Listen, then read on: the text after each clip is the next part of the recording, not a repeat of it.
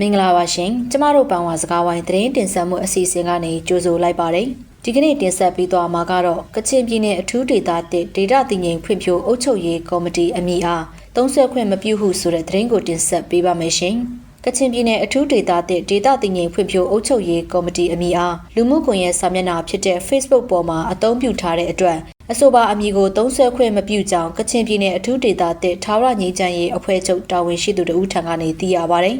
ကချင်ပြည်နယ်အထူးဒေသတစ်ထာဝရငြိမ်းချမ်းရေးအဖွဲ့ချုပ်ကိုနိုင်ငံတော်ကအတိအမှတ်ပြုထားတာဖြစ်ပါတယ်။ကချင်ပြည်နယ်အထူးဒေသတစ်ဒေသတည်ငြိမ်ဖွံ့ဖြိုးအုပ်ချုပ်ရေးကော်မတီဆိုတာက2024မှာ KIA PDF တွေဒေသကိုကျူးကျော်တိုက်ခိုက်လာတဲ့အချိန်မှာလက်နက်ချအညံ့ခံပြီးအကြမ်းဖက်အဖွဲ့နဲ့ပူးပေါင်းသွားတာဖြစ်တယ်။ဒီကော်မတီဆိုတာအခုမရှိတော့ဘူးလို့သူကပြောပါတယ်။အဆိုပါကော်မတီအမည်ကိုနိုဝင်ဘာလ9ရက်နေ့ရက်စွဲဖြင့်လက်ချိတ်လိပ်ချက် Facebook အကောင့်မှာကချင်ပြည်နယ်အထူးဒေသတစ်ဒေသတည်ငြိမ်ဖွံ့ဖြိုးအုပ်ချုပ်ရေးကော်မတီမှ2024-2025ပညာသင်တဲ့တက္ကသိုလ်ဝန်ထမ်းထူးချွန်စွာအောင်မြင်သူများအားဂုဏ်ပြုဆုချီးမြှင့်ခြင်းအခမ်းအနားကျင်းပရန် post တင်ထားတာဖြစ်တယ်လို့လည်းသိရပါတယ်။ဒီကိစ္စနဲ့ပတ်သက်ပြီးတော့မြကြီးနားမြို့ရှိလက်ချိတ်စာပေနဲ့ယဉ်ကျေးမှုဗဟိုကော်မတီတို့ကချင်ပြည်နယ်အထူးဒေသတစ်ဒေသတည်ငြိမ်ဖွံ့ဖြိုးအုပ်ချုပ်ရေးကော်မတီအမည်သုံးစွဲခွင့်မပြုကြောင်းအကြောင်းကြားစာကိုလည်းပေးပို့ထားတယ်လို့သူကထပ်မံပြောကြားခဲ့ပါတယ်။ကျမတို့ပန်ဝါစကားဝိုင်းသတင်းတင်ဆက်မှုအစီအစဉ်ကနေကချင်ပြည်နယ်အထူးဒေသတစ်အတွင်းဖြစ်ပေါ်နေတဲ့သတင်းထူးသတင်းဦးများစီးပွားရေးလူမှုရေးကျန်းမာရေးပညာရေးနဲ့